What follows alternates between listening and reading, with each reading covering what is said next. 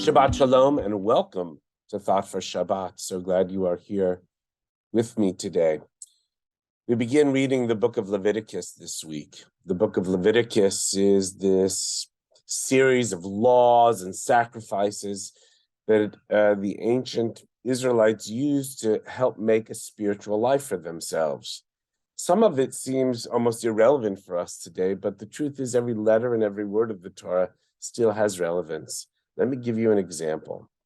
It says here in chapter 4, if one person of the people of the land commits a sin unintentionally, then he may incur guilt. If the sin he committed is made known to him, because he didn't know it before when he was committing the sin because it was unintentional, he shall bring his sacrifice. And then it goes on to talk about the kind of sacrifice he should bring. To make it a little bit more simple, if we do something wrong and somebody points it out to us, then we have two choices. One is to get defensive and argue back, or two is to incur the guilt and then, of course, do something to rectify it. That takes a spiritually advanced person to take that step back and realize they have done something wrong and then make it right.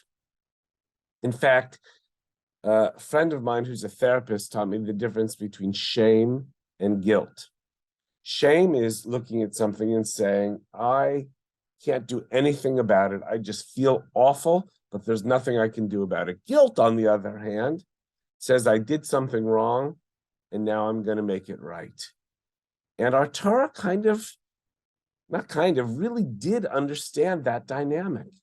That we all make mistakes because we're human beings. We make unintentional mistakes, hurting somebody's feelings, doing something we didn't even know was wrong. But then when it's pointed out to us, our response can be, well, I didn't know it was wrong to do that, so I can't be held responsible.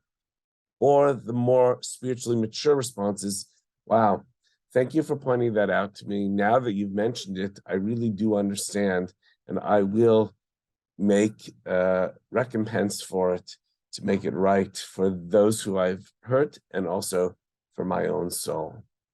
The book of Leviticus has many lessons for us. We just need to find them and dig a little deeper. Friends, please join us tonight as we celebrate Shabbat at 7 p.m. and as we honor Lois Gorn as our mentor of the quarter. Please join us. Look forward to seeing you. Take care. Shabbat Shalom.